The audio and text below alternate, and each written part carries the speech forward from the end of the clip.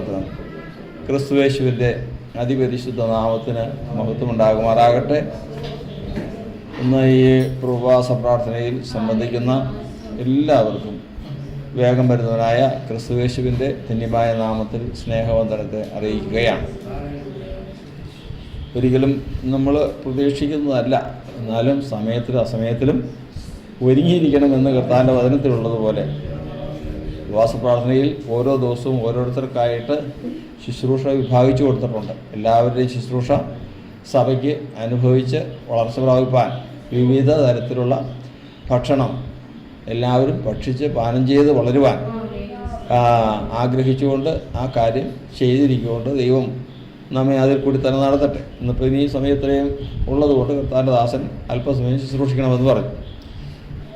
ഈ ശുശ്രൂഷയിൽ പങ്കുകൊള്ളുവാൻ എനിക്ക് അടുത്ത 18-ാം തീയതിയാണ് എൻ്റെ ശുശ്രൂഷയ്ക്കുള്ള സമയം.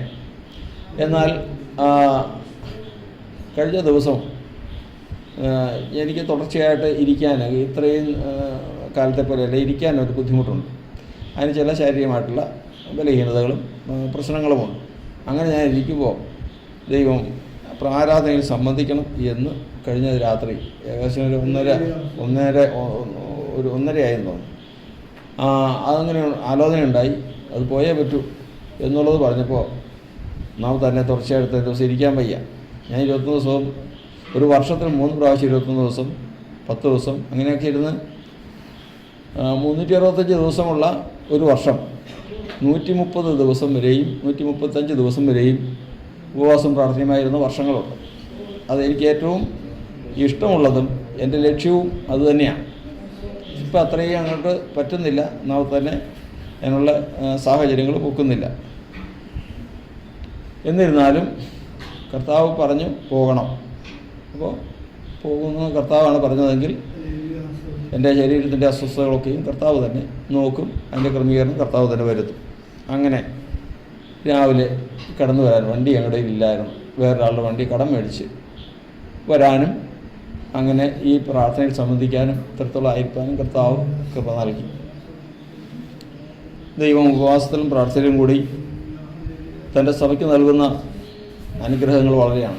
ചിത്രത്തിന് മുമ്പ് ശുശ്രൂഷിച്ച കർത്താൻ്റെ ദാസനിൽ കൂടി പറഞ്ഞു, ഉപവാസത്താലും പ്രാർത്ഥനയാലും എന്തോ ഒരു കാര്യം, ഒരു പ്രത്യേക ദൈവാത്മാവ് ധ്വനിപ്പിച്ച ഒരു ശബ്ദമായിരുന്നു.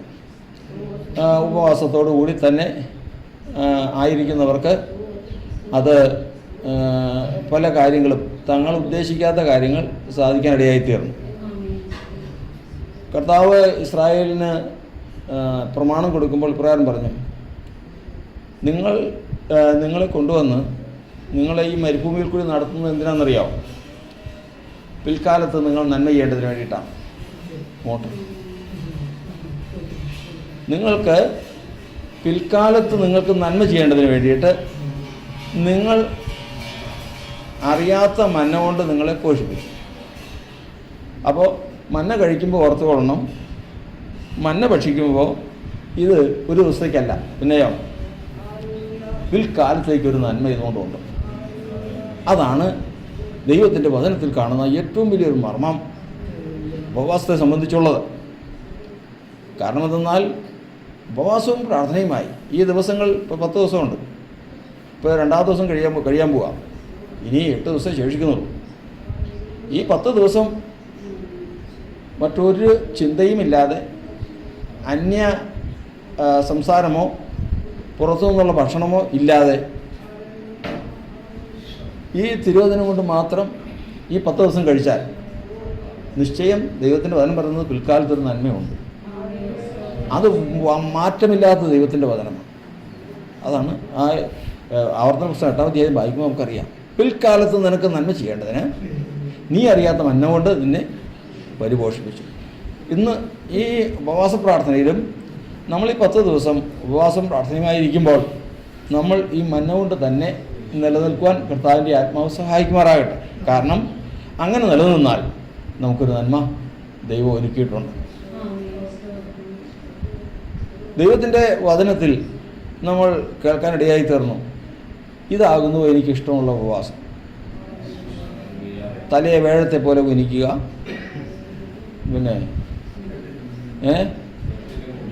ഇരട്ടിലും വെണ്ണീറിലും ഇരിക്കുക, ചാക്ക് പുതയ്ക്കുക, ഇതൊക്കെയാണോ എനിക്ക് പറ്റുന്ന ഉപദേശം? ഇല്ല, അങ്ങനെയല്ല. ദൈവത്തിന് പ്രസാദമുള്ള ഒരു ഉപവാസം എന്ന് പറഞ്ഞാൽ ഏറ്റവും ആദ്യമേ തന്നെ അന്യായ ബന്ധനങ്ങൾ അഴിക്കുക എന്ന് പറയുമ്പോൾ പെട്ടെന്ന് അവിടെ നിന്ന് ചിന്തിക്കുന്ന ചിന്ത, അപ്പോൾ ബന്ധനങ്ങളിൽ അന്യായ ബന്ധനങ്ങളുണ്ട്, ന്യായമായ ബന്ധനങ്ങളുണ്ട്. അങ്ങനെയല്ല. അതിൻ്റെ ഭാഷാന്തരം വായിക്കുമ്പോഴേ കൃത്യമായിട്ട് അറിയാവും. അതിലെഴുതിയിരിക്കുന്നത് പ്രകാരമാണ്, മനുഷ്യൻ്റെ ജീവിതത്തിൽ അന്യായമുണ്ട്. നമ്മുടെ ജീവിതത്തിൽ, അതായത് എല്ലാ മനുഷ്യരുടെ ജീവിതത്തിലും അന്യായമുണ്ട്, ഏതെങ്കിലും തരത്തിലുള്ള അന്യായം. കാരണം ന്യായം മാത്രം ചെയ്യുന്നത് കർത്താവ് മാത്രമേ ഉള്ളൂ. ബാക്കിയുള്ള എല്ലാവരുടെ ഹൃദയത്തിലും ഏതെങ്കിലും തരത്തിലുള്ള അന്യായമുണ്ട്. ആ അന്യായത്തെ പിടിച്ചുകൊണ്ടാണ് ശത്രു മനുഷ്യനെ ബന്ധിക്കുന്നത്.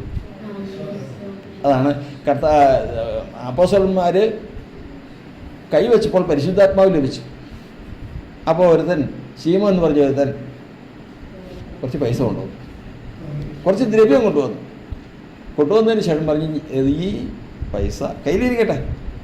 അപ്പോസ്തലനായ പൗലോസിനോടെ, ഈ ദ്രവ്യം കയ്യിലിരിക്കട്ടെ, എനിക്കൊരു കാര്യം ചെയ്ത് തന്നാൽ മതി. എന്താ? ഇപ്പോൾ നീ ചെയ്തതുപോലെ ആരുടെ പേരെങ്കിലും കൈവച്ചാൽ, ഞാൻ കൈവച്ച് കഴിഞ്ഞാൽ അതുപോലെ തന്നെ എന്ത് വരണം? പരിശുദ്ധാത്മാവ് വരണം. ആ വരുന്നതിൽ ഇത് പ്രാപിക്കുന്നത് അന്യഭാഷയിൽ സംസാരിക്കണം, കൃപാവരങ്ങൾ നിറയണം. ഒന്ന്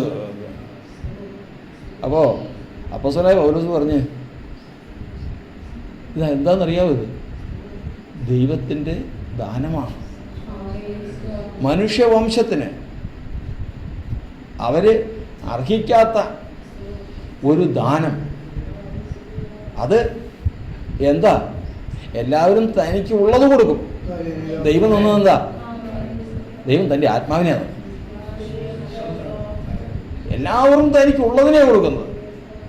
അതുകൊണ്ടാണ് കർത്താവിൻ്റെ വചനം പറയുന്നത്, ദൈവം നമ്മെ ശിക്ഷിക്കുമ്പോൾ, ദൈവം നമ്മെ ശാസിക്കുമ്പോൾ ഓർത്തുകൊള്ളണം.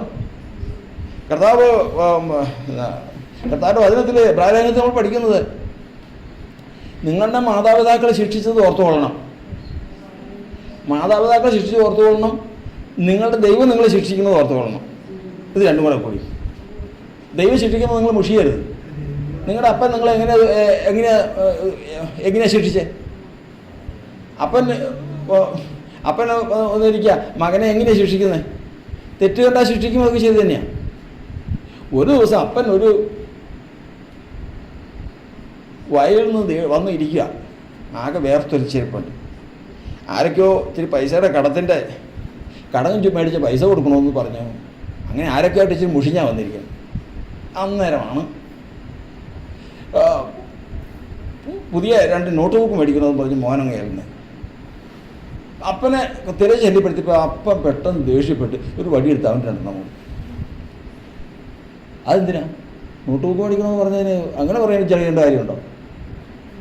പിന്നെ എല്ലാവരും കൂടെ വഴക്കുണ്ടാക്കിയപ്പോൾ അപ്പം പറഞ്ഞ്, ഞാൻ അന്നേരം ഒരു വല്ലാത്ത അവസ്ഥയിലിരുന്നു. അതിനാ കർത്താവിൻ്റെ വചനം പറയുന്നത്, നിങ്ങളുടെ അപ്പൻ എങ്ങനെ നിങ്ങളെ ശിക്ഷിച്ചു? ആ വാക്കോർത്തോ? തങ്ങൾക്ക് ബോധിച്ച പ്രകാരം. ബോധിച്ചത് അവർക്ക് ബോധിച്ചതുപോലെ അത് വരുന്നത്. അല്ലാതെ അവർ കൃത്യമായ തെറ്റ് കണ്ടുവച്ച് അതിൻ്റെ അളന്ന് കുറിച്ച് അതിൻ്റെ ശിക്ഷയല്ല ചെയ്തത്. പിന്നെ എങ്ങനെയാ? ആ വാക്കോർത്തോണം, എൻ്റെ അപ്പൻ എന്നെ ശിക്ഷിച്ചത് എങ്ങനെയാ? ബോധിച്ചതുപോലെ. കാരണം ആരും ചോദിക്കാനില്ലല്ലോ, കൊച്ചൻ പിള്ളേരല്ലേ. എന്നാൽ ദൈവമോ അങ്ങനെയല്ല. പിന്നെയോ, അയ്യോ അവൻ എത്ര സൂക്ഷിച്ചാൽ ഉപദേശിക്കും. ശിക്ഷ എത്ര ഇതാ? ശിക്ഷ എങ്ങനെയാ? ഉപദേശിക്കും. പറ്റിയില്ലെങ്കിൽ ശാസിക്കും. ഇല്ലെങ്കിൽ നിന്നില്ലെങ്കിൽ ബാലശിക്ഷ തരും. ഇതിലൊന്നിനും ശരിയായില്ലെങ്കിൽ കഠിന ശിക്ഷ തരും.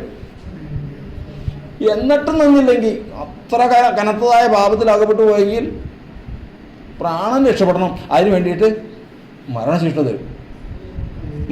എന്നാലും അവൻ ഏതിനെ രക്ഷിക്കും? പ്രാണനെ രക്ഷിക്കും. അതാണ് ദൈവത്തിൻ്റെ സ്നേഹത. അപ്പോൾ കൃത്യമായിട്ട് ഒരു മനുഷ്യനെ രക്ഷിക്കാൻ ദൈവം ഏറ്റവും ചെറിയ ശിക്ഷ കൊണ്ട് അവനെ രക്ഷിച്ചുകൊണ്ട് പോരാമെങ്കിൽ അത് നോക്കി നിൽക്കുക. ഈ ശിക്ഷിക്കുന്നത് എന്തിനു വേണ്ടിയിട്ടാ? അതാ കർത്താവ് പറഞ്ഞിരിക്കുന്നത്, നിങ്ങളുടെ പിതാക്കന്മാർ അവർക്ക് ബോധിച്ച പ്രകാരം നിങ്ങളെ ശിക്ഷിച്ചു. നമ്മുടെ പിതാവോ, ആത്മാവിൻ്റെ പിതാവോ നമ്മെ ശിക്ഷിച്ചപ്പോൾ അവൻ്റെ ഉദ്ദേശം എന്താ? തൻ്റെ ഉദ്ദേശം അവൻ്റെ മഹത്വം പ്രാപിക്കാൻ. കർത്താവ് ആ വാക്യം ഒന്ന് വായിച്ചു. ഇല്ല, ഒരൊറ്റ ആൾക്കും വചനം ബാക്കി പറയില്ല. എബ്രായ ലേഖനം 12-ാം അധ്യായം 9-ാം വാക്യം.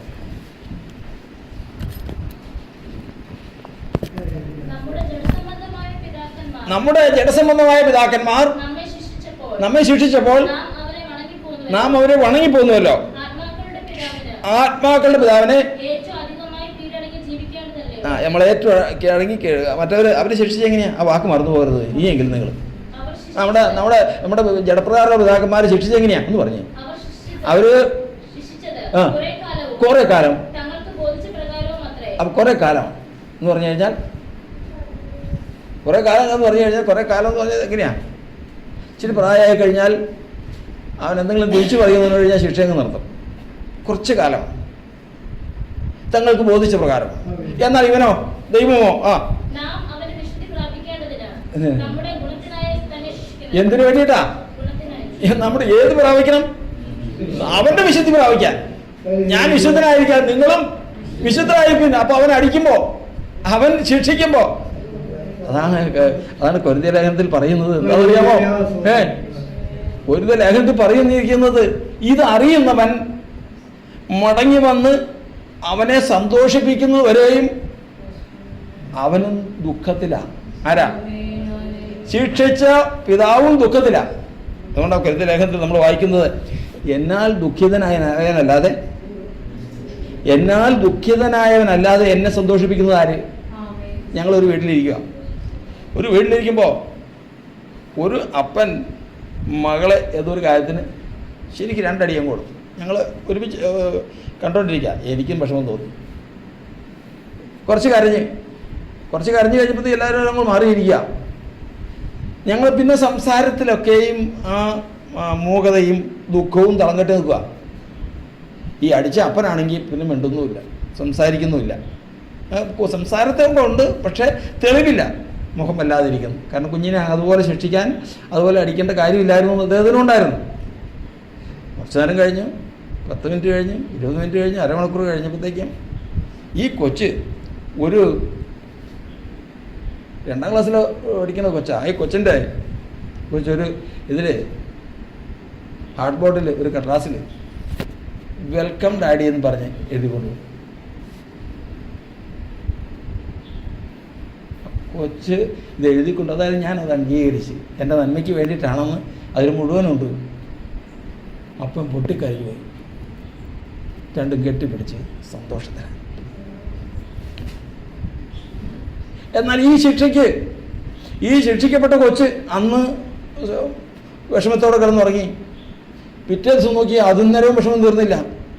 അപ്പോഴും അപ്പൻ്റെ വിഷമം തീർന്നിട്ടില്ല. 2 ദിവസം കഴിഞ്ഞ് വിഷമം തീർന്നിട്ടില്ല. അപ്പൻ്റെ വിഷമം അങ്ങനെ നിൽക്കും. വചനം പറയുന്നത്, ബാലശിക്ഷ കർത്താവ് തന്നാൽ ഉടനെ തന്നെ അതിന് നിത്യദുഃഖം വരാതിരിക്കാൻ എന്തിനു വേണ്ടി അവൻ ചെയ്തു എന്ന് ഓർത്തുകൊള്ളണം. അവൻ്റെ വിശുദ്ധി പ്രാപിപ്പാനാണ്. അതുകൊണ്ട് തിരിച്ചു നിന്ന് അവനെ എന്ത് ചെയ്യണം? അവനെ സന്തോഷിപ്പിച്ചിരിക്കണം. കാരണം എന്ന് ശിക്ഷിക്കപ്പെട്ട പൈതൽ തിരിച്ചു എന്ന് കർത്താവിനെ സന്തോഷിപ്പിക്കുന്നുവോ അതുവരെയും പിതാവ് ദുഃഖത്തിൽ തന്നെയാണ്. കാരണം എന്താ? കാരണം വിലാപങ്ങളുടെ പുസ്തകത്തിൽ വായിക്കുന്നത്, മനസ്സോടെയല്ലല്ലോ എന്ന് പറഞ്ഞു. മനസ്സോടെയല്ലല്ലോ അവൻ മനുഷ്യപുത്രന്മാരെയൊക്കെയും ദുഃഖിപ്പിക്കുന്നത്. ആ വാക്യം വായിച്ചു. വിലാപങ്ങളുടെ പുസ്തകം 3-ാം അധ്യായം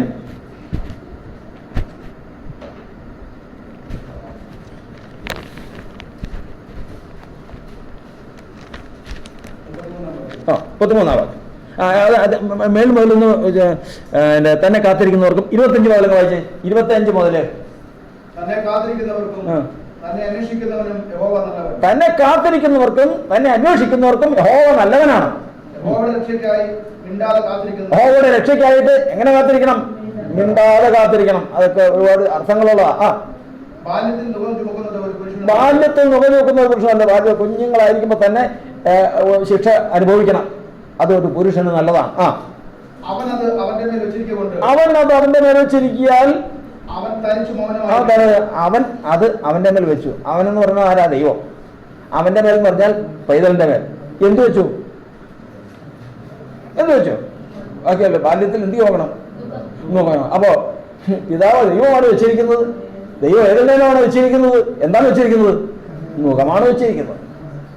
ഇത് കിട്ടിക്കഴിഞ്ഞാൽ, കർത്താവിന് മുഖമാണെന്ന് അറിഞ്ഞു കഴിഞ്ഞാൽ പിന്നെ വിടുവാക്ക് പറയരുത്. തനിച്ചെന്ത് ചെയ്യണം? മൗനമായിരുന്നോണം. നിശ്ചയമായിട്ടും അതിനൊരു മറുപടി. നടുങ്ങുവിൻ, പാപം ചെയ്യാതിരിപ്പീൻ. പിന്നെ അതിനെന്ത് ചെയ്യണം? നിങ്ങൾ ഹൃദയത്തിൽ കിടക്കമേൽ ഹൃദയത്തിൽ ധ്യാനിച്ച് മൗനമായിരിക്കും. ഇന്ന് എനിക്ക് ഈ ദുഃഖം വന്നത് എന്തുകൊണ്ട്? എൻ്റെ പിതാവ് അറിയാതെ എൻ്റെ തലയിൽ മുടി പൊഴിയില്ല. പിന്നെ എനിക്കിത് വന്നത് എന്തുകൊണ്ട്? നിശ്ചയമായിട്ടും എന്തോ ഒരു കാര്യം ദൈവത്തിനുണ്ട്. അങ്ങനെ ധ്യാനിക്കുമ്പോൾ നിശ്ചയമായിട്ടും അവൻ ഹൃദയത്തിൽ അതിന്റെ മറുപടി തരും. അവിടെയാണ് കർത്താവ് വചനം പറയുന്നത്, അവൻ തനിച്ച് മൗനമായിരിക്കട്ടെ. അടുത്ത അവൻ തന്റെ മുഖത്തെ പൊടിയോളം താഴ്ത്തട്ടെ. അവന് തന്റെ മുഖത്തെ എവിടെ നിന്ന് താഴ്ത്തണം? പൊടിയോളം താഴ്ത്തട്ടെ. പക്ഷേ പ്രത്യാശ ശേഷിക്കും. ഈ കാര്യങ്ങളെല്ലാം ഉള്ള സമയത്ത് തന്നെ അറിയാം, പ്രത്യാശയ്ക്ക് ഭംഗം വരില്ല. കർത്താവ് വിളിച്ച ഒരു പ്രത്യാശ ഉണ്ടല്ലോ, അതിനൊരു ദോഷവും വരില്ല. എല്ലാവരും മനുഷ്യരുടെ മുമ്പിലുള്ള മാനം പോവും, പണം പോവും, എല്ലാം പോവും. പക്ഷെ ഇത് മാത്രം ശേഷിക്കും. ഏത്? പ്രത്യാശ മാത്രം നഷ്ടപ്പെടില്ല. അത് കർത്താവ് സമ്മതിക്കില്ല. അപ്പൊ അയ്യോ അത്രയും എല്ലാം നഷ്ടപ്പെട്ടു. പക്ഷെ എന്ത് നഷ്ടപ്പെട്ടില്ല? അവൻ എന്നെ കൊന്നാലും ഞാൻ അവനായി. ഒരു ദിവസം ഞാൻ പൊടിമേൽ നിൽക്കും. അന്യനല്ല, എന്റെ സ്വന്തം കണ്ണാൽ അവന്റെ മുഖം കാണും. പ്രത്യാശയ്ക്ക് എന്ത് വരുന്നില്ല? ഭംഗം വരില്ല. മുഖം വെച്ചിട്ടുണ്ടെങ്കിൽ അതൊന്നും ചെയ്യണ്ട, അത് എന്നും എടുത്ത് മാറ്റണ്ട. കാരണം മുഖം വെച്ച് കഴിയുമ്പോൾ ഏതെങ്കിലും തരത്തിൽ മുഖം വെച്ച് കഴിയുമ്പോൾ പറയുന്ന വാക്കുകളുണ്ട്. ഒരു മനുഷ്യൻ ഈ മുഖം വയ്ക്കുന്നത് എന്തിനു വേണ്ടിയിട്ടാണ്? കർത്താവിന്റെ വചനം പറയുന്നത്, എന്റെ മുഖം ഏറ്റുകൊണ്ട് എന്നോട് പഠിപ്പീൻ. ആരിൽ നിന്ന് പഠിക്കണം? കർത്താവിൽ നിന്ന് നമുക്ക് ചില കാര്യങ്ങൾ പഠിപ്പിക്കാനാണ് എന്തിനു വയ്ക്കുന്നത്? മുഖം വയ്ക്കുന്നത്. എന്തൊക്കെയാ പഠിപ്പിക്കുന്നത്? എന്തൊക്കെയാ രണ്ട് കാര്യങ്ങൾ പഠിപ്പിക്കാനാണ്. കർത്താവ് വിശ്വാസത്തിലേക്ക് വരുമ്പോൾ തന്നെ മുഖം വെച്ചതിന് ശേഷം രണ്ട് കാര്യങ്ങൾ പഠിപ്പിക്കും. എന്താ കാര്യങ്ങൾ? ഞാൻ സൗമ്യതയും താഴ്മയും ഉള്ളവനാകിയാൽ എന്റെ മുഖം വെച്ചുകൊണ്ട് എന്നോട് പഠിപ്പീൻ. അപ്പൊ ഈ മുഖം വെച്ച് കഴിഞ്ഞാൽ കൃത്യസമയം കഴിയുമ്പോഴേക്കും, ടൈം കഴിയുമ്പോഴത്തേക്കും ആരായിരിക്കും എന്ന് പറഞ്ഞേ?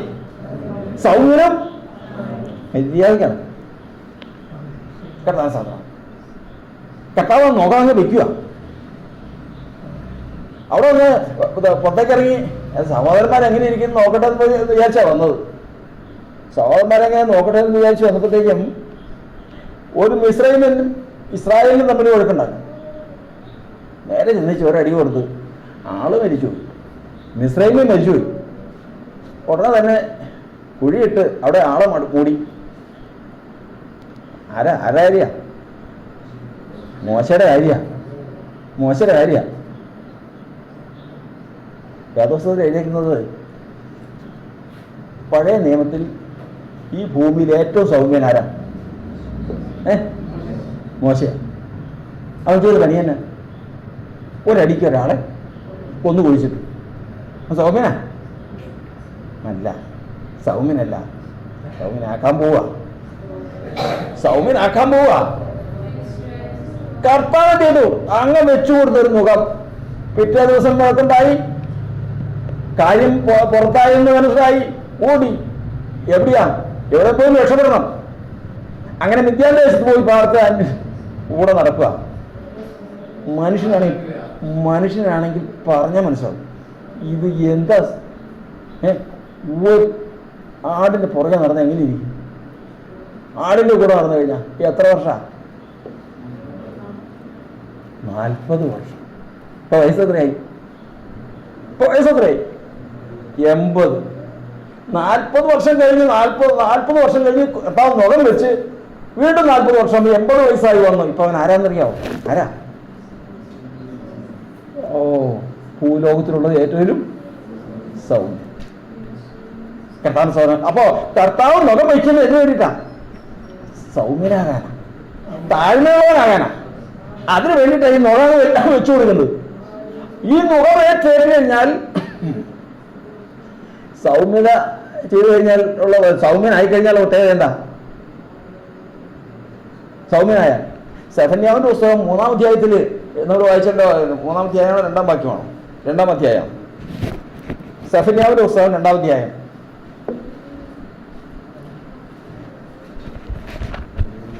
2-ാം അധ്യായത്തിന് 3-ാം വാക്യം.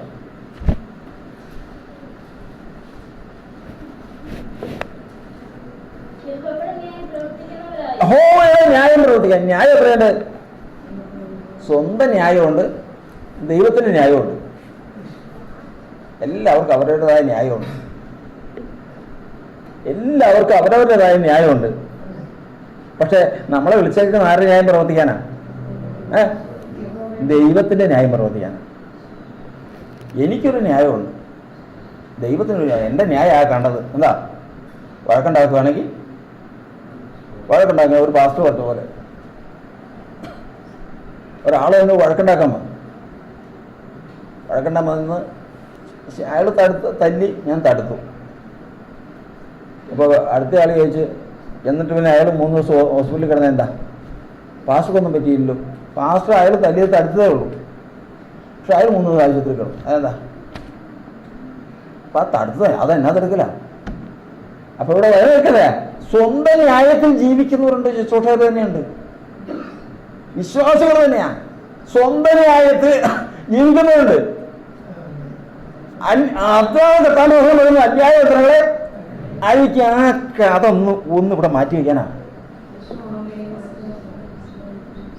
ആ സ്വന്തം കർത്താവ് പറയും. അതിനായി കർത്താവിന്റെ അടുക്കിലേക്ക് വരുമ്പോൾ തന്നെയാണ് നുകം വയ്ക്കുന്നത്. നുകം വെച്ച് 40 വർഷം കൊണ്ട് 40 വർഷം കഴിഞ്ഞപ്പോഴത്തേക്കും കർത്താവ് അഗ്നിജ്വാലയിൽ പ്രത്യക്ഷമായി, മുൾപ്പടർപ്പിൽ പ്രത്യക്ഷമായി. അതെന്താണെന്ന് എന്ന് നോക്കാൻ നിന്നപ്പോൾ മോശെ, അടിയൻ, നീ നിൽക്കുന്ന ഭൂമി വിശുദ്ധമാണ്, കാലിൽ ചെരുപ്പഴിച്ചു കളഞ്ഞു. ഞാൻ നിന്നെ ഇസ്രായേൽ ജനത്തെ വിടിയിക്കാൻ ഫറവോന്റെ അടുത്തേക്ക് അയക്കാൻ പോവാം. ഞാനാ? ഇത് കണ്ടില്ലേ? ഒരു പറ്റാടുകായിട്ട് എത്ര നാളായി എന്നറിയാവോ? 1 വർഷമോ 2 വർഷമോ അല്ല, 40 വർഷമായി. 40 വർഷമായി. ഒന്നാമത് തന്നെ ഞാനിപ്പോൾ നിന്നോട് സംസാരിച്ചിട്ടും എൻ്റെ വിക്ക് മാറിയിട്ടില്ല. ഏറ്റവും വലിയ പ്രശ്നം അതാ, വിക്ക് മാറിയില്ല. ഈ വിക്കുള്ളതിൻ്റെ വിഷമം അറിയണമെങ്കിൽ വിക്ക് അവനോട് അടുക്കണം. ഞങ്ങളുടെ ഒരു സഹോദരന്, എൻ്റെ ഒറ്റ സഹോദരനാണ്. ആ സഹോദരന് ഞങ്ങൾക്ക് അവിടെ ഞങ്ങളുടെ ഇറങ്ങേണ്ട സ്റ്റോപ്പ് തോട്ടപ്പടിയാണ്. പക്ഷെ വിക്ക് അത് പറഞ്ഞു വരുമ്പോഴത്തേക്കും കുറേ സമയം കഴിയും. അതിന് അദ്ദേഹം പുതിയതറിയോ, പേപ്പതിക്ക് ടിക്കറ്റ് എടുക്കും, ഈ പർവ്വതത്തിന് ടിക്കറ്റ് എടുക്കും. കാരണം അത് പറയാൻ കഴിയും. കാരണം ആ മനുഷ്യൻ്റെ ദുഃഖം അത് പറഞ്ഞിരിക്കുമ്പോൾ അതുപോലെ തൻ്റെ ജീവിതത്തിൽ എവിടെയും പ്രത്യക്ഷമാകുന്ന ഒരു ദുഃഖമാണത്. മോശം പറയാണ്, ഇത്രയെല്ലാം സംസാരിച്ചല്ലോ, നീ എന്നോട് ഇടപെട്ടല്ലോ, ഒന്നും എൻ്റെ വിക്ക് മാറിയിട്ടില്ല. നീ ബോധിച്ച ആരെങ്കിലും എന്നെക്കൊണ്ട് ഇത് പറ്റുന്ന കാര്യമല്ല. അയ്യോ, ഈ 40 വർഷം മുമ്പ് ഇതാരാടാ പറഞ്ഞേ? 40 വർഷം മുമ്പ് എന്തായിരുന്നു? 40 വർഷം മുമ്പ് ഈ മനുഷ്യന്റെ ധാരണ എന്തായിരുന്നു? ധാരണയെക്കുറിച്ച് അപ്പോസ്തലരുടെ പുസ്തകത്തിൽ എഴുതിയിരിക്കുന്നത് എന്താ? താൻ മുഖാന്തരം ഇസ്രായേൽ ജനത്തെ യഹോവ രക്ഷിക്കുമെന്ന് ഇവർ വിചാരിക്കുമെന്ന് മോശ വിചാരിച്ചു. എനിക്ക് ഇതിൻ്റെ കുറവ്. കാരണം രാജകുമാരനാണ്, എല്ലാ അഭ്യാസവും അറിയാം, ആരോഗ്യം എല്ലാം ഉണ്ട്. പിന്നെ എനിക്ക് ഇസ്രായേലിനെ ഇടിയിക്കാൻ പാടില്ലേ? ഇതെല്ലാം അതുണ്ടായിരുന്ന കാലത്ത് അതൊക്കെ കൊണ്ട് കളഞ്ഞതിന് ശേഷം 40 വർഷം കൊണ്ട് ഇടിച്ചു പിഴിഞ്ഞതുപോലെ ഒന്നുമില്ലാതായപ്പോൾ കർത്താവ് പറയാണ്, നിന്നെ ഞാൻ അയക്കാൻ പോവാം. 40 വർഷം. ഇന്ന് അവൻ ആരാന്തറിയാവോ? സൗമ്യനാണ്. സൗമ്യന് മാത്രം സാധിക്കുന്ന കാര്യം എന്താ? ഇപ്പം വായിച്ചല്ലോ, ഏത് ന്യായം? യഹോവയുടെ തൻ്റെ ന്യായം മാറ്റിവെക്കും. തനിക്ക് പല ന്യായങ്ങളുമുണ്ട്, അതെല്ലാം മാറ്റിവെച്ചു. അതെല്ലാം മാറ്റിവെച്ച് ദൈവത്തിൻ്റെ ന്യായം എന്തോ അത് മതി. അത് മതി. എനിക്ക് പലതും അറിയാം, പക്ഷേ എൻ്റെ അറിവല്ല എന്നെ എവിടെ എത്തിച്ചത്. ഉടയവൻ്റെ അറിവാണ്. അത് അവരുടെ ഇഷ്ടമാണ് ഇന്ന് ഞാൻ ചെയ്യേണ്ടത്. അതാണ് കർത്താവിന്റെ വചനത്തിൽ നമ്മൾ വായിച്ചത്. എന്താണെന്ന് അറിയാമോ? എന്താണ്? അവൻ തന്റെ മുഖത്തെ പൊടിയോളം താഴ്ത്തട്ടെ. ബാക്കി ഒന്ന് വായിച്ചു. തന്നെ അടിക്കുന്നവൻ അവൻ കവൾ കാണിക്കട്ടെ. അവൻ വേണ്ടുവോളം നിന്ന് അനുഭവിക്കട്ടെ. കർത്താവ് എന്നേക്ക് തള്ളിക്കളയില്ല. ഒരു കാര്യം ഇതെല്ലാം അനുഭവിക്കുമ്പോൾ ഓർത്തോളണം, കർത്താവ് എന്നേക്കും. കർത്താവാണ് അനുവദിച്ചതെങ്കിൽ ഓരോന്നും ഓർക്കുമ്പോഴും, ഞാൻ ആദ്യം ഒരു അപ്പൻ്റെ കാര്യം പറഞ്ഞില്ലേ, ആ കുഞ്ഞിനെ 2 or 3 അടി അടിച്ചപ്പോഴും കുഞ്ഞിനല്ല വേദന എടുത്തത്. വേദന എടുത്തത് ആർക്കാ? അപ്പനാണ് വേദന എടുത്തിരിക്കുക. പക്ഷെ അടിക്കാതെ നിവർത്തിയില്ല, ഇത് ചെയ്യാതെ നിവർത്തിയില്ല. ഈ ആടുകളുടെ കാഷ്ടവും മൂത്രവും ആയിട്ട് ഈ 40 വർഷം ജീവിക്കുമ്പോഴും കർത്താവ് കാണുന്നുണ്ട്. അവൻ തക്ക സമയത്ത് നിങ്ങളെ ഉയർത്തുവാൻ അവന്റെ ബലമുള്ള കരത്തിൻ കീഴെ താണിരിപ്പിൻ. എത്രമാത്രം കാഴ്ച വേണം? മുഖത്ത് തുപ്പുന്നത് അവൻ കാണുന്നുണ്ട്. തുപ്പലിന് മറയ്ക്കരുത്, തുപ്പലേൽക്കണം. വേണ്ടുപോലെ നിന്നെ അനുഭവിക്കട്ടെ. അടിക്കുന്നതിന് കവള് കാണിച്ചു കൊടുക്കണം. കാരണം എന്താ പറയാമോ? അടുത്ത് വായിച്ചേ. അവൻ ദുഃഖിപ്പിച്ചാലും തന്റെ മഹാദയക്ക് തക്കവണ്ണം അവന് കർത്താവ് ദുഃഖിച്ചവരുണ്ട്, ദുഃഖിക്കാത്തവരുണ്ട്. അവിടെയാണ് എൻ്റെ വിഷയം. കർത്താവ് ഒരു മുഖം വയ്ക്കുമ്പോ ദുഃഖിച്ചവരുണ്ട്, ദുഃഖിക്കാത്തവർ. ദുഃഖിക്കാത്തവരാരാന്നറിയാവോ? ഞാൻ ബോധം നിർത്താൻ സമയം പോകും. യെരമ്യാ പ്രവാചകന്റെ പുസ്തകത്തിൽ എഴുതിയിരിക്കുന്നത്, പണ്ടേ തന്നെ നീ മുഖം തകർത്ത്. കർത്താവ് വെച്ച മുഖം എന്ത് ചെയ്തു? മുഖം തകർത്ത്. ഒരു ജോലി ചെയ്തുകൊണ്ടിരിക്കുന്ന സ്ഥാപനത്തിൽ വിശ്വാസത്തിൽ വന്ന് ഉടനെ തന്നെ തൻ്റെ ഓഫീസിലുള്ള എല്ലാവരും തനിക്കെതിരായി. പ്രശ്നങ്ങളോട് പ്രശ്നങ്ങൾ. ഒരു തരത്തിൽ മുമ്പോട്ട് പോകാൻ പറ്റുന്നില്ല. പറഞ്ഞ് സംഗതി വന്ന് നിലവിളിക്കാൻ തുടങ്ങിയപ്പോഴേ അന്ന് പറഞ്ഞ്, സഹോദരാ, ഇത് വേറൊരു കാര്യമാണ്. ഏതാ? സഹോദരന്റെ കഴുത്തേൽ നോക്കിയാൽ അറിയാം. സഹോദരന്റെ കഴുത്തേൽ നോക്കിയാൽ എന്തുകൊണ്ട്? മുഖത്തിന്റെ ഒരു തലയുണ്ട്. ഒരു തല എവിടെയാ? മുഖം വയ്ക്കുമ്പോഴത്തേക്ക് ഒരു തല മാത്രമുള്ള മുഖമുണ്ടോ? ഉണ്ടോ? ഇല്ല. മുഖത്തിന് 2 കാളയെ കെട്ടി, ഒരു അറ്റത്ത് 2 കാള. ഇതുപോലെ ഏൽക്കുന്ന മുഖത്തിന് 2 അറ്റമുണ്ട്. ഒരറ്റത്തെ ഇവനുള്ളൂ, ഒരറ്റത്ത് ആരാ എന്ന് പറഞ്ഞു. എന്റെ മുഖമേറ്റുകൊണ്ട് അപ്പുറത്താരുണ്ട്? ശ്രദ്ധിച്ചാൽ മതി. ഉടയനുണ്ട്. അവരെ ഒന്നിച്ചേരിച്ചാൽ മതി. നീ കഷ്ടപ്പെടുന്നുണ്ടെങ്കിൽ അപ്പോൾ തന്നെ ആ വേദനയിൽ അങ്ങോട്ട് നോക്കിക്കഴിഞ്ഞാൽ അവിടുന്ന് ആശ്വാസം വരും. ആ സഹോദരൻ എന്നറിയാമോ? അവസാനം ഞാൻ പോലും അറിയാതെ റെസിഗ്നേഷൻ ജോലി രാജിവെച്ച് വിട്ടങ്ങ് പോകുന്നു. വചനം പറയുന്നത്, നീ പണ്ടേ തന്നെ മുഖം തകർത്തു. മുഖം ഏറ്റ് ദുഃഖം ഹൃദയത്തിൽ സ്വീകരിക്കുന്നവരുണ്ട്, മുഖം തകർക്കുന്നവരുണ്ട്. ഏതെങ്കിലും ഒരു സാഹചര്യം ഒരു സഹോദരൻ ഇവിടുന്ന് നമ്മുടെ ANBC ഇല്ല എന്ന് അദ്ദേഹം പല പ്രശ്നങ്ങളും സങ്കടങ്ങളും പറഞ്ഞപ്പോൾ ഞാൻ പറഞ്ഞു, സഹോദരൻ എന്താ ഈ പറയുന്നത്? എന്താ? അതെല്ലാം ഉണ്ടാവും. കാരണം വിശ്വാസത്തിലേക്ക് വന്നു കഴിഞ്ഞാൽ കർത്താവാണ് കൊണ്ടുവരുന്നതെങ്കിൽ അതുണ്ടാകും. കാരണം അതിനൊരു ചില ഘട്ടങ്ങളുണ്ട്. എന്താ? നീ എന്നെ വലയിൽ അകപ്പെടുത്തി. ഏറ്റവും ആദ്യമേ കർത്താവ് എന്ത് ചെയ്യുക? വലയിൽ അകപ്പെടുത്തി. ഈ വല ഏതാ? സുവിശേഷം എന്നത് എന്താ? പലവിധ മത്സ്യങ്ങൾ പിടിക്കുന്ന വലയോടൊക്കുന്നു. അപ്പൊ കർത്താവ് ഒരാളെ വലയിൽ അകപ്പെടുത്തി. അടുത്ത എന്ത് ചെയ്തു? 66 സങ്കീർത്തനം. മുതുകത്തൊരു ഭാരം വെച്ചു. നിവർന്നു നടക്കാൻ പാടില്ല. വല്ലാത്തൊരു നിലയില്ല 66 സങ്കീർത്തനത്തിൽ എഴുതിയിരിക്കണം. അപ്പോൾ ഇപ്പൊ എന്തൊക്കെ ചെയ്തു? വലയിൽ അകപ്പെടുത്തി. രണ്ടാമത് ചെയ്തു? മുതുകത്തൊരു ഭാരം വെച്ചു. ആ വാക്യം വായിക്കാം. എത്രാമത്തെ മോളെ? 66:13. നീ ഞങ്ങളെ വലയിൽ അകപ്പെടുത്തി, ഞങ്ങളുടെ മുതുകത്തൊരു ഭാരം വെച്ചു. തലയിൽ ഭാരം വയ്ക്കും, മുതുകത്ത് ഭാരം, നെഞ്ചത്ത് പല ഭാരങ്ങൾ പലതാ. മുതുകത്ത് ഭാരം വെച്ചു. ഒന്നും നടക്കാൻ പാടില്ല. മുതുകത്തൊരു ഭാരം വെച്ചിരിക്കുന്നു. കർത്താവ് സ്വന്തം. അടുത്ത ഘട്ടമാണ് ഏതാ? ഹൈ,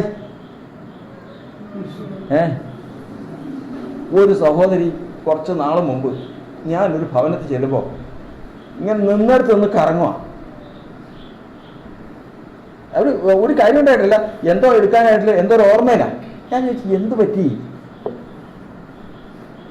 അവസാനം അവർ തുറന്നു പറഞ്ഞു, ഇന്ന് ചെല്ലുമ്പോൾ സഹോദരങ്ങൾ അവരെന്തായിരിക്കും എനിക്കെതിരെ ഒരുക്കി വെച്ചിരിക്കുന്നതെന്ന് എനിക്കൊന്ന് ഭയമാണ്. എന്നെ പറ്റി? ഞാൻ ഈ ഇതിൻ്റെ LED ഞാനായതല്ല, അവരെല്ലാം കൂടെ പിടിച്ചാക്കിയതാണ്. ഇന്ന് അവർ എനിക്കെതിരായിട്ട് എന്നെക്കൊണ്ട് പറയാത്ത ദോഷങ്ങളൊന്നുമില്ല. ഞാനാണെങ്കിൽ ഒരു അക്ഷരം മിണ്ടുന്നുമില്ല.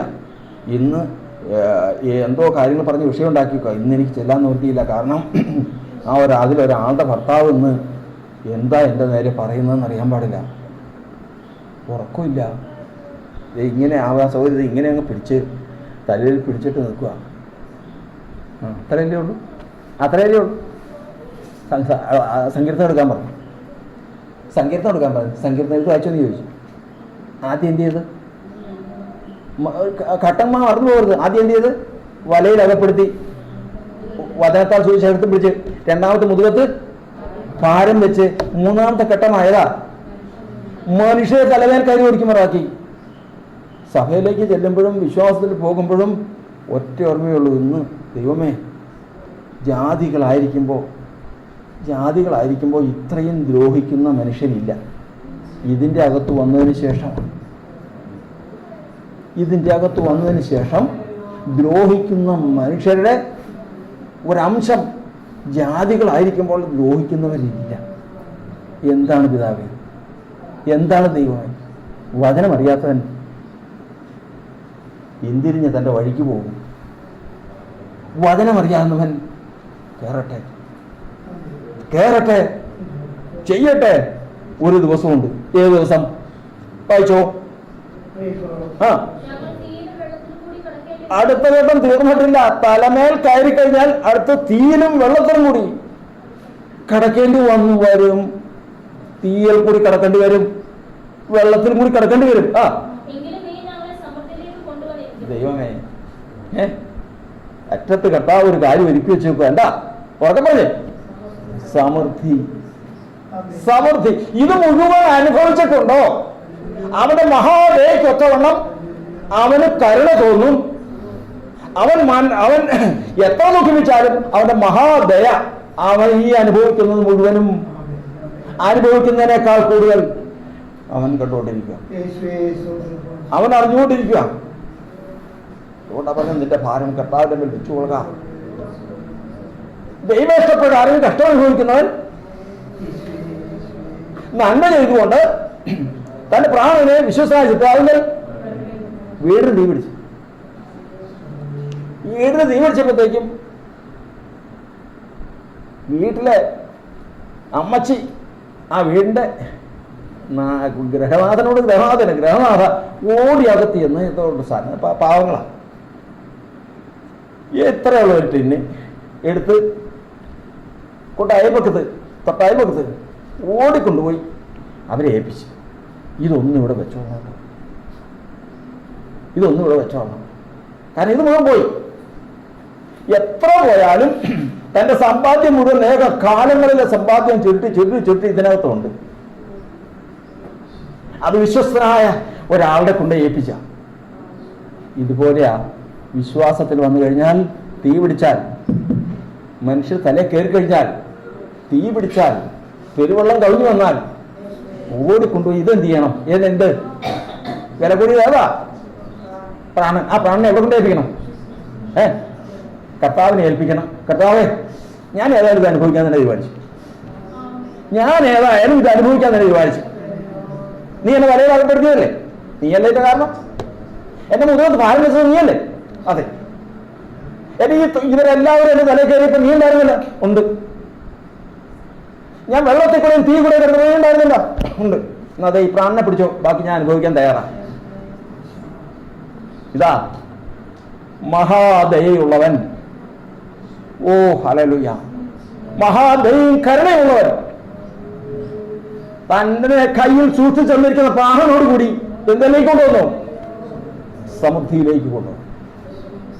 ഈ സമൃദ്ധി അനുഭവിക്കാൻ വിശ്വാസികളിൽ അധികം പേർക്ക് യോഗം ഉണ്ടാകാറില്ല. കാരണം തലേ കയറുമ്പോഴേ ഒന്ന് രണ്ട് വട്ടമൊക്കെ ക്ഷമിക്കും. അത് കഴിഞ്ഞ് അവരും പഠിച്ചിട്ടുണ്ട് ചില കാര്യങ്ങൾ. എന്നാൽ ദൈവത്തിന്റെ വചനം പറഞ്ഞത്, നിന്ന് എന്റെ ദൈവമാണ് എനിക്കിത് തന്നിരിക്കുന്നതെന്ന് വിശ്വസിച്ച് ദൈവത്തെ മഹത്വപ്പെടുത്തി പ്രാണനെ സിദ്ധാവിന്റെ ഭയമേൽപ്പിച്ചുകൊണ്ട് തീരും വെള്ളത്തിനും കൂടി കടന്ന് തലമേൽ കയറുന്നവനെ തടുക്കാതിരുന്നാൽ ദൈവം ഒരു സമൃദ്ധി അവർക്ക് വെച്ചിട്ടുണ്ട്. അതാ നമ്മൾ വായിച്ചു കേട്ടത്. ആ ബാക്കി വായിച്ചു എന്ന് വായിച്ചേ.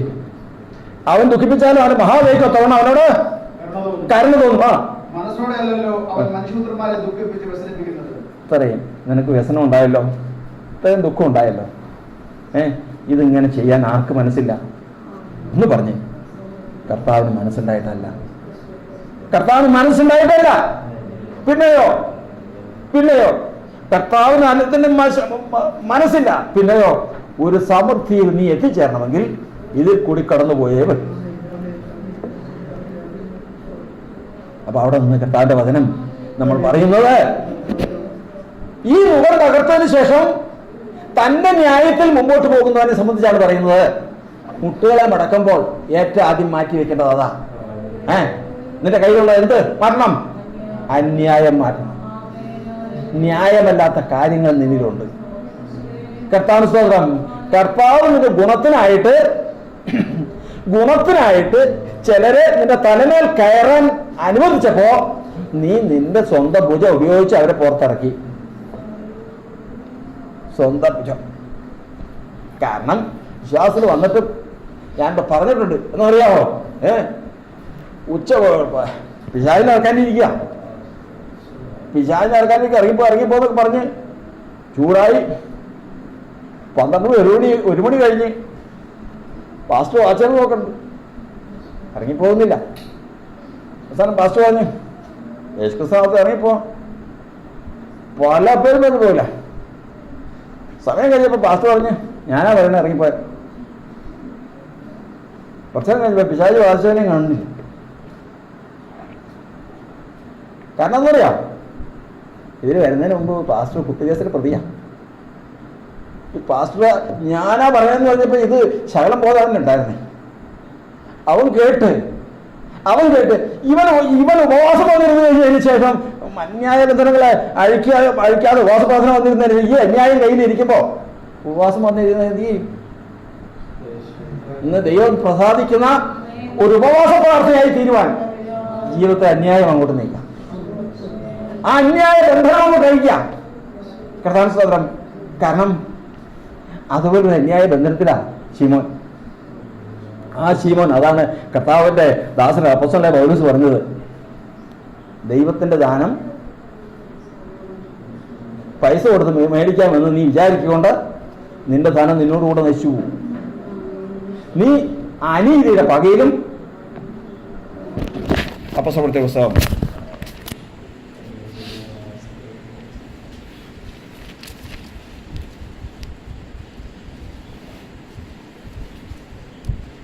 17, 8:17. 8:17 വായിക്കാം.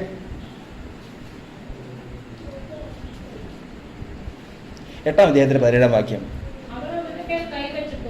അവർ അവരുടെ മേൽ കൈവച്ചപ്പോൾ അവർക്ക് പരിശുദ്ധാത്മാവ് ലഭിച്ചു.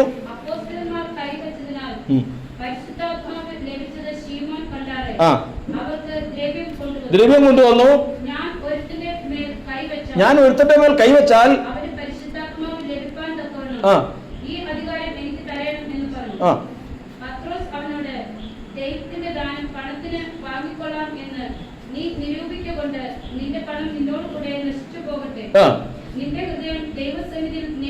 നിന്റെ ഹൃദയം ദൈവദർശനം എന്തുള്ളതല്ല, നേരുള്ളതല്ല. കാരണം ഈ കാര്യത്തിൽ നിനക്ക് പങ്കും ഓഹരിയുമില്ല. നീ ഈ ഭക്ഷണത്വം വിട്ട് മാനസാന്തരപ്പെട്ട് കർത്താവിനോട് പ്രാർത്ഥിക്കാം. പക്ഷേ നിന്റെ ഹൃദയത്തിലെ നിരൂപണങ്ങൾ ക്ഷമിച്ചു കിട്ടുമായിരിക്കും. നീ കൈപ്പുള്ള പകയിലും അനീതിയുടെ ബന്ധനത്തിലും ബന്ധനത്തിലാതെ. വിശ്വാസത്തിൽ വന്ന് ഞാനപ്പെട്ടെന്ന് പറഞ്ഞതൊക്കെ ശരി തന്നെയാണ്. പക്ഷെ നിനക്ക് ബന്ധനമുണ്ട്, അനീതിയുടെ ബന്ധനമുണ്ട്. കർത്താവ് വെച്ച മുഖമൊന്നും നീ അംഗീകരിച്ചിട്ടില്ല.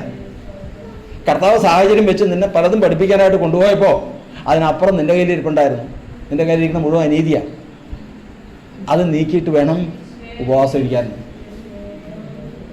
അത് നീക്കിയിട്ട് വേണം ഉപവാസം ഇരിക്കാൻ. അതാണ് കർത്താവ് പറയുന്നത്, ഇതാകുന്നു എനിക്കുള്ള ഇഷ്ടമുള്ള ഉപവാസം. ഏറ്റവും ആദ്യം ചെയ്യേണ്ടത് ഈ ബന്ധനം അഴിക്കുക. ജീവിതത്തിലുള്ള അനീതി, മനുഷ്യന്റെ ഹൃദയത്തിലുള്ള അനീതി. കാരണം ദൈവം ശിക്ഷിച്ചത് മനുഷ്യരുടെ നമ്മുടെ ജഡപ്രകാരമുള്ള പിതാക്കന്മാർ ശിക്ഷിച്ചത് കുറെ കാലവും തങ്ങൾക്ക് ബോധിച്ച പ്രകാരവുമായിരുന്നു. എന്നാൽ ദൈവമോ ശിക്ഷിക്കുന്നത് തൻ്റെ മഹത്വം പ്രാപിക്കേണ്ടത്, തൻ്റെ വിശുദ്ധീകരണം പ്രാപിക്കേണ്ടതിന് വേണ്ടിയിട്ടാണ്. ആ വിശുദ്ധീകരണം പ്രാപിക്കേണ്ടതിന് വേണ്ടിയിട്ട് കർത്താവ് നടത്തിയ വഴി വിട്ടുകളഞ്ഞതിന് ശേഷം, സ്വന്തം വഴി തിരഞ്ഞെടുത്ത് പോയതിനു ശേഷം ഉപവാസത്തിന് വന്നിരുന്ന കാര്യം നടക്കുമോ? കർത്താവ് സ്തോത്രം. വീടിൻ്റെ അടുത്തോടെ ഒരു വില്ലേജിൽ നിന്ന് ഒരാൾ വന്ന് എന്നെ എടുക്കുന്നു, ഒന്നുമില്ല.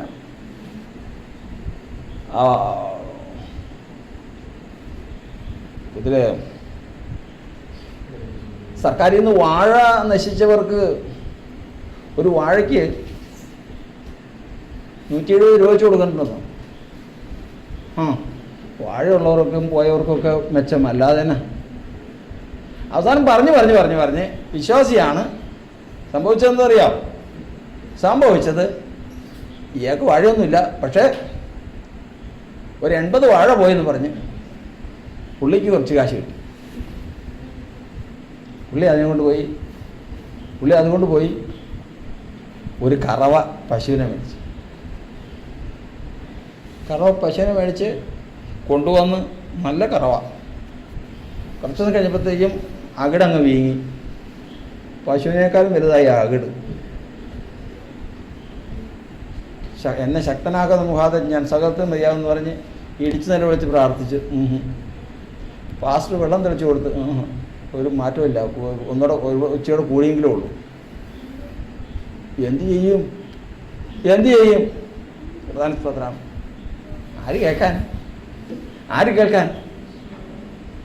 അത് ഉപവാസ പ്രാർത്ഥനയിൽ നടക്കില്ല. ആദ്യം നമുക്ക് കർത്താവിന്റെ സന്നിധിയിൽ താണ, ദൈവമേ എന്നിലുള്ള അനീതി നീങ്ങട്ടെ, എന്നിലുള്ള അന്യായം നീക്കട്ടെ. ഏറ്റവും ആദ്യം ആ ബന്ധനം വഴിയട്ടെ. ആ ബന്ധനം അങ്ങോട്ട് അഴിഞ്ഞാലുണ്ടല്ലോ, ആ ബന്ധനം അഴിഞ്ഞാൽ വചനം പറയുന്നത്,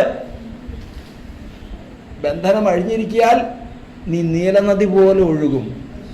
ബന്ധനമില്ലാതെ നീലനദി എങ്ങനെയാണ്? നീലനദി എന്ന് പറഞ്ഞാൽ എവിടെയാ? നൈൽ നദി അല്ലേ നീലനദി? അതിൻ്റെ ഒഴുക്ക് കാണേണ്ടതാണെന്നാണ് പറയുന്നത്. അത് നിറഞ്ഞ് ഒഴുകുന്ന നീളം കൂടിയ നദിയല്ലേ, അതിൻ്റെ ചലനം. എന്നാൽ ദൈവത്തിൻ്റെ വചനം പറയുന്നത്, അതുപോലെ ഒഴുകും നീ എന്ത് ചെയ്താൽ? ഈ ബന്ധനം അങ്ങോട്ട് കഴിഞ്ഞാൽ ആരും തടുക്കാനില്ല. അത് അതിൻ്റെ ലക്ഷ്യത്തിലേക്ക് ഒഴുകിക്കൊണ്ടിരിക്കും. ഇന്ന് അതിന് തടസ്സമുണ്ട്. ഇന്ന് ഈ ഒഴുക്കിന് തടസ്സമുണ്ട്. ആ തടസ്സം നീങ്ങട്ടെ. ബന്ധനമഴിക്കാൻ കർത്താവിന് സ്തോത്രം. ഈ ഉപവാസ പ്രാർത്ഥന അത് നടക്കണം. ഉപവാസ പ്രാർത്ഥനയിൽ ഇന്ത്യ ജീസസിനെയും പെന്തക്കോസ്ത് സഭ ബന്ധനമഴിഞ്ഞ് ഒഴുകട്ടെ. സിയോൻ സൈന്യമേ ഉണർന്നിടുക,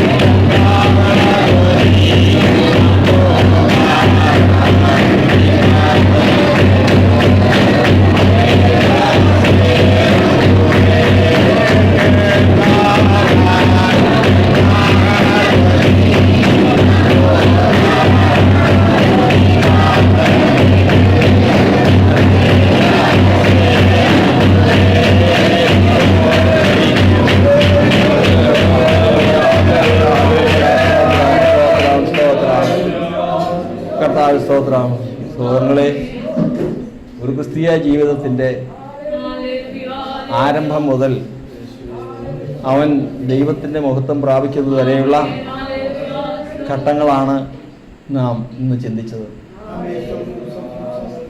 കർത്താവിൻ്റെ മഹത്വം പ്രാപിക്കാൻ, സമൃദ്ധിയിലെത്താൻ, കർത്താവിൻ്റെ മഹാദയ്ക്കൊത്തവണ്ണം അനുഗ്രഹം പ്രാപിക്കാൻ കർത്താവ് വെച്ച നുകമാണ്. ആ നുകം തകർത്ത് ശത്രു വെച്ച നുകമാണ് അന്യായ നുകം. ഇന്ന് അത് വെച്ചുകൊണ്ട് ഉപവാസ പ്രാർത്ഥനയിൽ ധന്യരായി തീരാൻ സാധിക്കുകയില്ല. അത് നീങ്ങട്ടെ. ആ വചനപ്രകാരം ആ അന്യായ ബന്ധനം നീങ്ങി കർത്താവേ, നിന്റെ സൗമ്യതയും നിന്റെ താഴ്മയും പ്രാപിപ്പാൻ തക്കവണ്ണം ഇന്ന് നിന്റെ നുകമല്ലാതെ മറ്റൊരു ശത്രുവിന്റെ നുകവും എൻ്റെ മേൽ പാടില്ല, സഭയുടെ മേൽ പാടില്ല. ഓ ഹല്ലേലൂയ, ഹല്ലേലൂയ. കൃപയ്ക്കായി സ്തോത്രം. പിതാവേ, യേശുവേ, ഞങ്ങളോട് മനസ്സലിയുന്ന ദൈവമേ, ഞങ്ങളോട് കരുണ തോന്നുന്ന കർത്താവേ, ഞങ്ങൾക്ക് വേണ്ടി ഉത്തരവാദിയായിരിക്കുന്നവനെ ഞങ്ങളോട് ഇടപെടുമാറാകണം. ഇന്ന് കർത്താവിന്റെ സന്നിധിയിൽ ഉപവാസവും പ്രാർത്ഥനയുമായി കർത്താവ് ജനമുട്ടുകളെ മടക്കിയിരിക്കുമ്പോൾ കർത്താവ് ഞങ്ങളെ വിടുവിച്ചതും ഞങ്ങളെ വലയിൽ അകപ്പെടുത്തിയതും ഞങ്ങളുടെ മുതുകത്ത് ഭാരം വെച്ചതും കർത്താവെ മനുഷ്യരെ തലമേൽ കയറി ഓടിക്കുമാറാക്കിയതും തീരും വെള്ളത്തിലും കൂടി കടക്കേണ്ടി വന്നതും ഞങ്ങൾക്ക് സമൃദ്ധി എത്തിക്കാനാണ്. കർത്താവ് ഞങ്ങളെ ശിക്ഷിച്ചത്, ഞങ്ങൾക്ക് ബാലശീലം നൽകിയത് കർത്താവിന്റെ മഹത്വം പ്രാപിക്കാനാണ്. കർത്താവിന്റെ മഹാദൈവത്തോണം കരുണ ഈ നുകം ഞങ്ങളുടെ മേൽ വെച്ചത്. അത് ഞങ്ങൾ തകർത്ത് ശത്രുവിന്റെ നുകം ഞങ്ങളുടെ മേൽ വന്നിട്ടുള്ളത് ഇന്ന് നീങ്ങുവാൻ തക്കവണ്ണം ഞങ്ങളെ സഹായിക്കണമേ പിതാവേ, സഹായിക്കണമേ. ഓ ഹല്ലേലൂയ, ഹല്ലേലൂയ. ദൈവസഭ ഈ നാളുകളിൽ നാം വചനത്തിൽ നിന്ന് കേട്ടതുപോലെ ബന്ധനം അഴിഞ്ഞിരിക്കാൻ എങ്ങനെ ഒഴുകും? നീല നദി പോലെ ഒഴുകട്ടെ, നീല നദി പോലെ ഒഴുകട്ടെ. ശത്രുവിനെ എതിർത്ത് നിൽക്കാൻ സാധിക്കാത്ത നിലയിൽ നീല നദി പോലെ ദൈവസഭ ഒഴുകട്ടെ ആ മഹാതീരത്തേക്ക്. ആ മഹാദിവസം, കർത്താവിന്റെ മുഖത്തോട് മുഖം കാണുന്ന ദിവസം,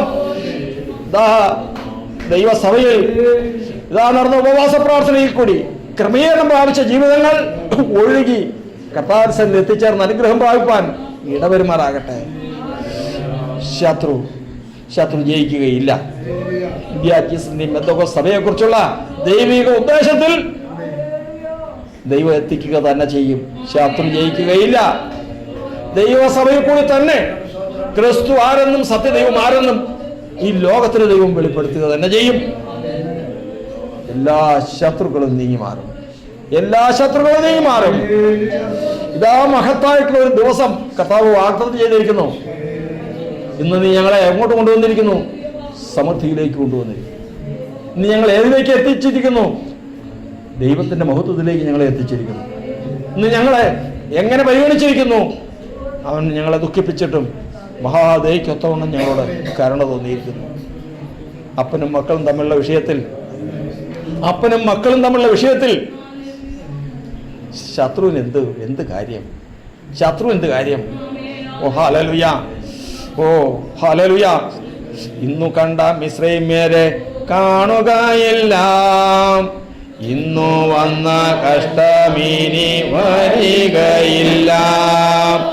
ഇന്നു കണ്ട മിസ്രൈമ്യരെ